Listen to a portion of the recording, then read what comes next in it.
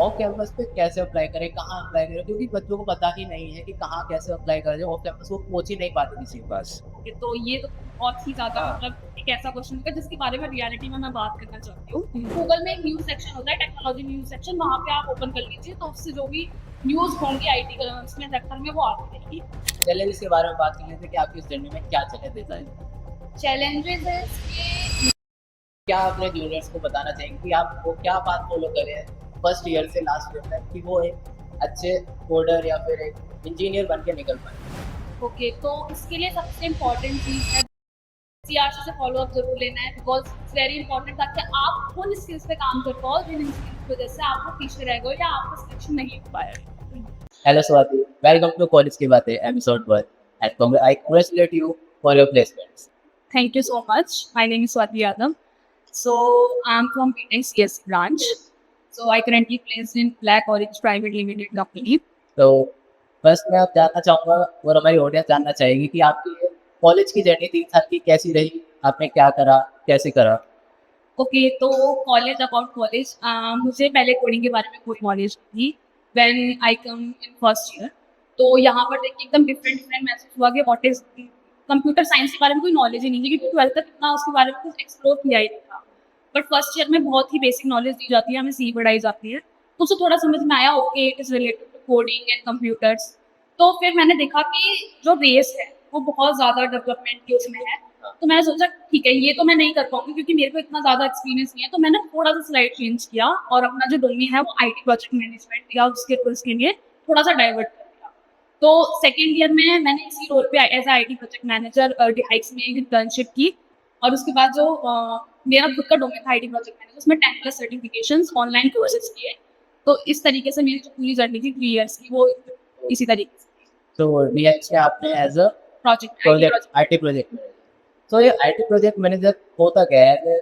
Audience या मैं भी नहीं जानता ज़्यादा इस बारे में, तो मुझे बताओ कि या ऑडियंस को भी बताओ, होता क्या है? Okay, so IT project management is basically एक रोल होता है जिसमें क्या होता है जैसे हमारे पास कोई कंपनी है वो अपना कोई प्रोजेक्ट लेकर आती है, तो प्रोजेक्ट मैनेजर का जो काम होता है सबसे पहले होता है क्लाइंट की रिक्वायरमेंट्स रखने में, उस अकॉर्डिंग पूरी टीम बनाता है। मान लिया हमारे पास एक वेब डेवलपमेंट रिलेटेड प्रोजेक्ट आया, हमें एक वेबसाइट बनानी है, तो उस वेबसाइट को बनाने के लिए हमें कितने टेक्निकल नीड चाहिए, यूआई यूएक्स के कितने लोग चाहिए या कितने हमें सोशल मीडिया इन्फ्लुएंसर चाहिए उसको आगे बढ़ाने के लिए, पूरा मैनेज करने के लिए।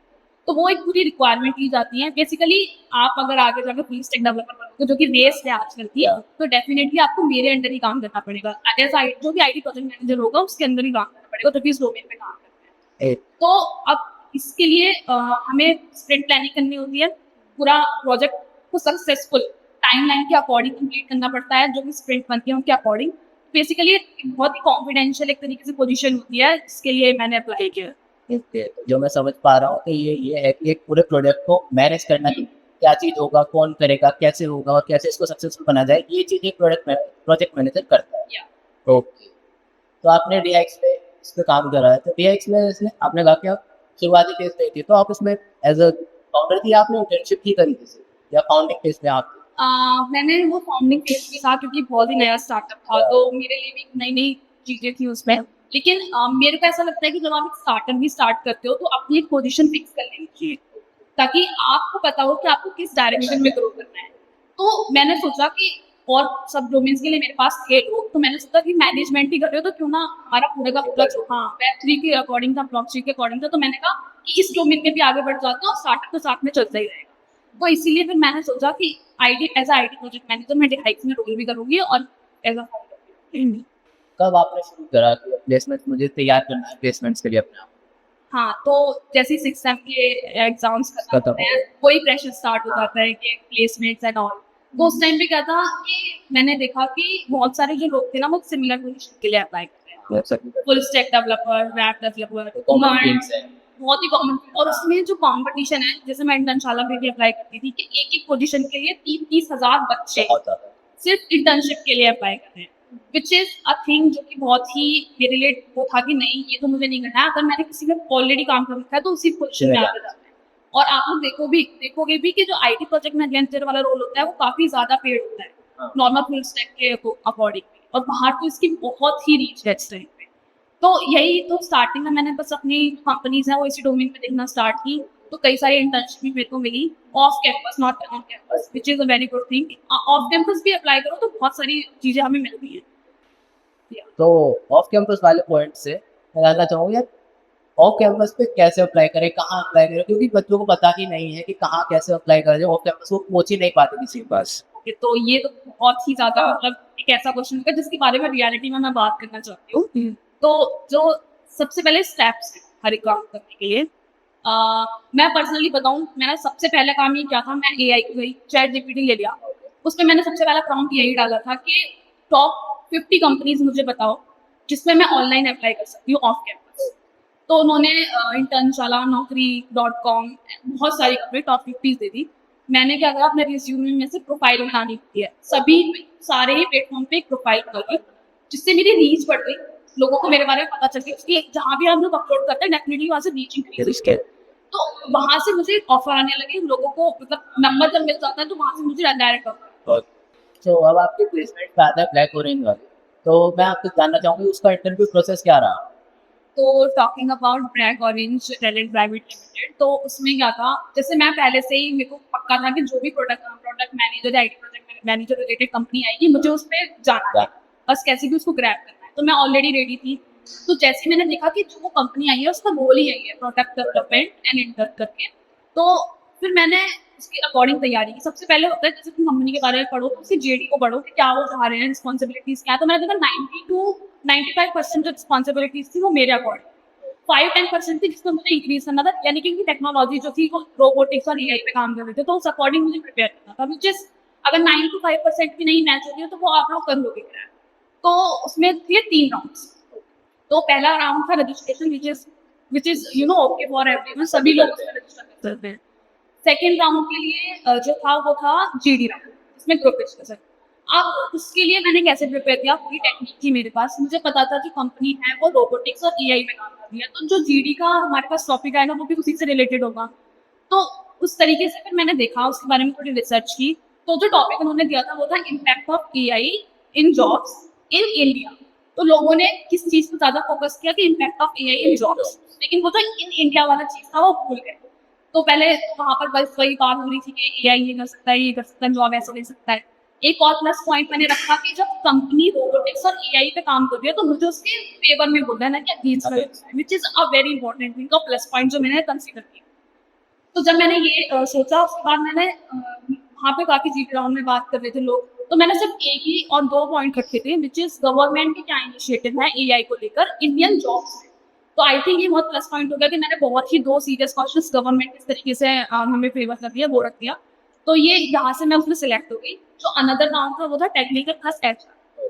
तो उसमें थोड़ा सबसे पहले तो एचआर राउंड में कुछ ज़्यादा वो नहीं था, बस टेल अस अबाउट वाला सेक्शन था, जिसमें मैंने थोड़े बहुत चेंजेस किए अकॉर्डिंग टू कंपनी, जो कंपनी की रिक्वायरमेंट थी, जो भी मेरा एक्सपीरियंस था उसके अकॉर्डिंग मैंने उसमें ऐड किया, जो कि एक प्लस पॉइंट बन गया था। क्योंकि बहुत सारे लोग मैंने देखा है कि क्या करते हैं कि जब टेल अस अबाउट वाला सेक्शन आता है तो उसमें एक रटी रटाई चीज़ें बोलते हाँ, हैं, वो सब कर तो वो कंपनी समझ जाती है कि ये ऑलरेडी मम्मट करके आई है चीज़। तो मैंने थोड़ा बहुत स्लाइड डिफरेंस किया जो कि एक अच्छा वो था। उसके बाद उन्होंने कोडिंग क्वेश्चन दिया था और ज़्यादातर क्वेश्चंस थे उनके वो रोबोटिक्स और एआई से।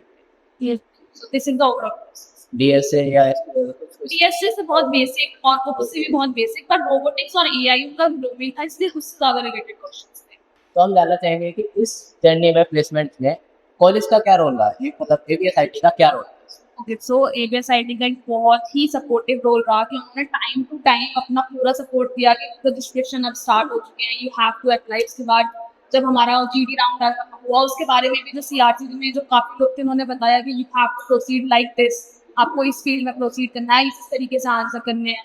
तो हमारे सॉफ्ट स्किल जो भी ट्रेनिंग होती है एबीएसआईटी में वो हमें जीडी राउंड ये सब चीज़ों के ऊपर ही कराई जाती है, विच इज़ फ्रूटफुल ऑल्सो। या सो दिस इज द तो कम ऑन द चैलेंजेस, तो सबको चैलेंज आते हैं, तो चैलेंज के बारे में बात कर लेते हैं कि आपकी इस जर्नी में क्या चैलेंजेस आए? चैलेंजेस इज कि मैंने जो पर्टिकुलर डोमेन चूज किया फॉर माई फ्यूचर, तो उसमें क्या था कि लोग नहीं जानते थे इतना, लोगों को लगता था कि it's basically totally upon the management tool, which is not, because इसमें 90 to 95% टेक्निकल चीज़ें ही हैं, जस्ट 5% कुछ मैनेजमेंट रोल होता है, जिसके लिए थोड़ा-सा और ज़्यादा मेहनत करनी पड़ती है। तो चैलेंजेस यही थे जब लोग जानते नहीं थे। सी आपका फ्रेंड है, वो मेरे दोनों फ्रेंड वो मतलब टिपिकली फुल स्टैक डेवलपर या डेवलपर इन रोल्स के लिए हैं। तो वो उस उनसे डिफरेंट जाके कुछ नया करना, इसके लिए लोग नहीं जानते हैं और आई थिंक काफ़ी न्यू डोमेन है जो लोगों को पता भी नहीं है। तो ये न्यू टेक्नोलॉजी में जाना एक बहुत बड़ा मतलब चैलेंज था। तो काफ़ी टेक्निकल हो गया।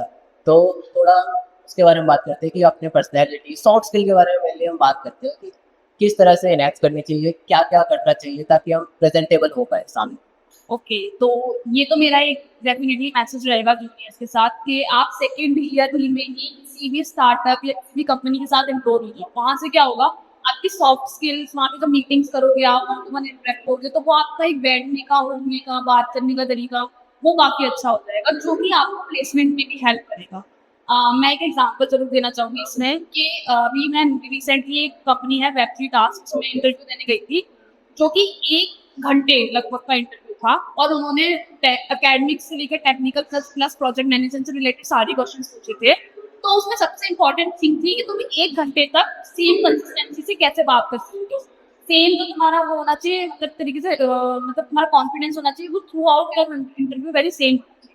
तो ये बहुत इम्पोर्टेंट था और सॉफ्ट स्किल तो डेफिनिटली हमारी कॉलेज भी कराता है काफ़ी ट्रेनिंग से, तो जो आपके लिए डेफिनिटली फ्रूटफुल हो जाएगी।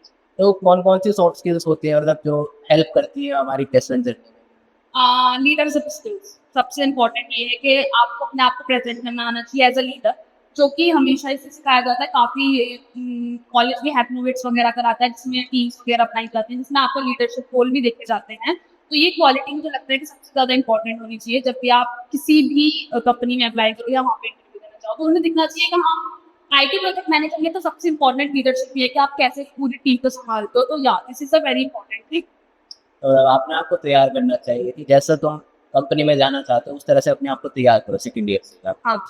तो आपकी जर्नी में मैं जानना चाहूँगा कि आपने अपने सीनियर से कैसे इंटरैक्ट करा कि आपको अपॉर्च्युनिटीज़ मिल पाई? ओके, तो स्टार्टिंग में क्या होता है जब हम फर्स्ट ईयर में आते हैं तो हमारा इतना इंटरेक्शंस नहीं होते हैं बाकी ईयर से। तो काफ़ी हार्ड होता है समझना कि आगे कॉलेज में चल क्या रहा है, कॉलेज में क्या-क्या नई-नई एक्टिविटीज़ हो रही हैं।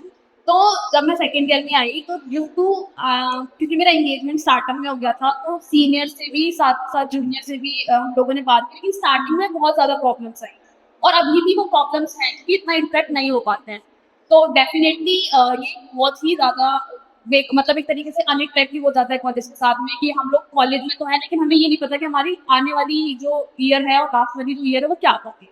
तो ये डेफ़िनेटली बैड पॉइंट हो जाता है, लेकिन हाँ, आप स्टार्टअप्स या आप अपने सीनियर से बात करके डेफ़िनेटली इस चीज़ को सॉर्ट आउट कर सॉर्ट सकते आउट हैं। कर सकते हैं। ये प्रॉब्लम सबने फेस करी है, मैं भी फेस कर रहा हूँ और ना मैं सीनियर्स को जानता हूँ, ना मैं अब जो जूनियर्स आ रहे हैं उनको भी नहीं जानता हूँ।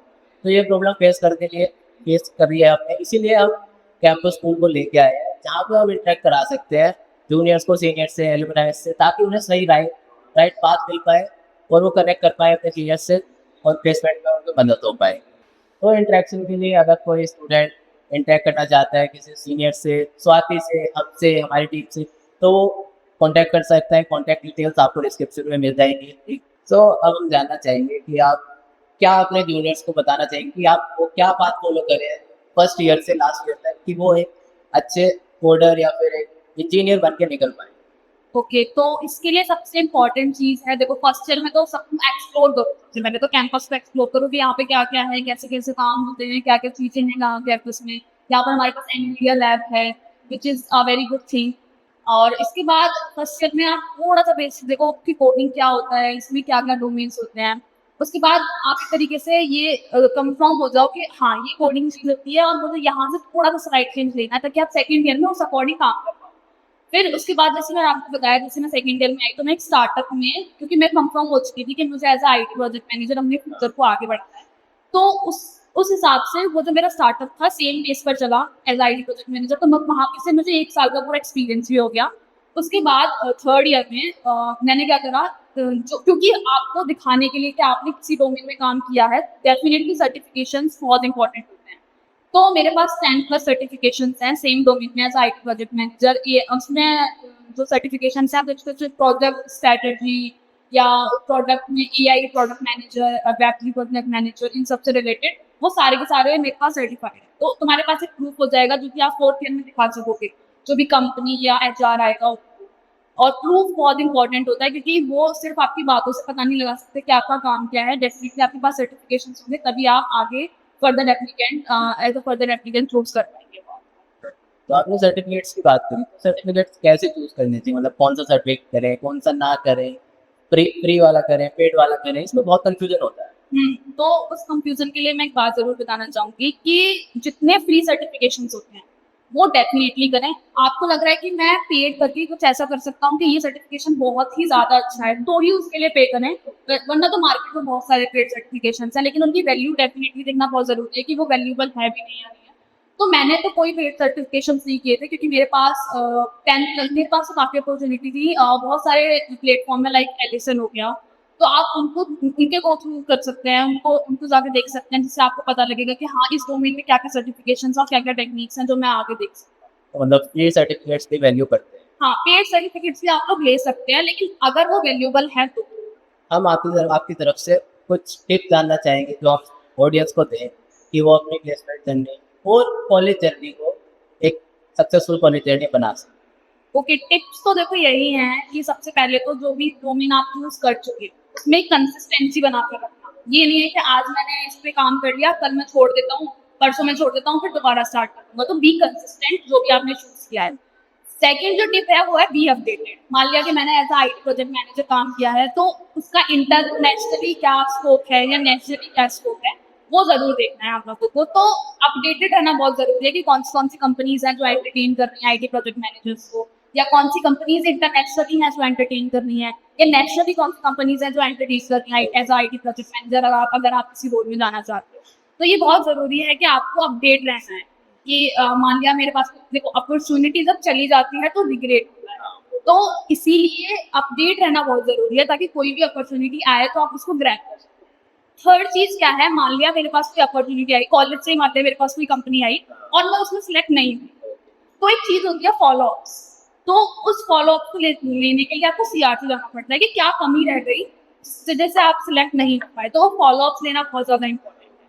थर्ड चीज जो है, जैसे आप मान लिया कि आपने आईटी प्रोजेक्ट मैनेजमेंट एक रोल है वो चूज कर लिया, आप उसमें कुछ कुछ दिक्कतें आएंगी, तो जरूरी है कि उससे रिलेटेड जो भी न्यूज है या आईटी से रिलेटेड न्यूज होगी कि वेब3 में क्या चेंजेस आ रहे हैं, आईटीआई में क्या चेंजेस आ रहे हैं, तो उससे उससे रिलेटेड जो भी न्यूज है उनसे अपडेटेड रहना चाहिए। गूगल में एक न्यूज सेक्शन होता है, टेक्नोलॉजी न्यूज सेक्शन, वहां पे आप ओपन कर लीजिए तो उससे जो भी न्यूज होंगी आईटी उसमें सेक्टर में वो आती रहेगी। और जो लास्ट चीज मैं बोलना चाहूंगी वो ये है कि जस्ट आप लोग केवल ऑनलाइन मतलब ऑन कैंपस ही ना डिपेंड रहे कि हाँ मैं जो भी कंपनी आएगी मैं सिर्फ कॉलेज में ही अप्लाई करूंगा।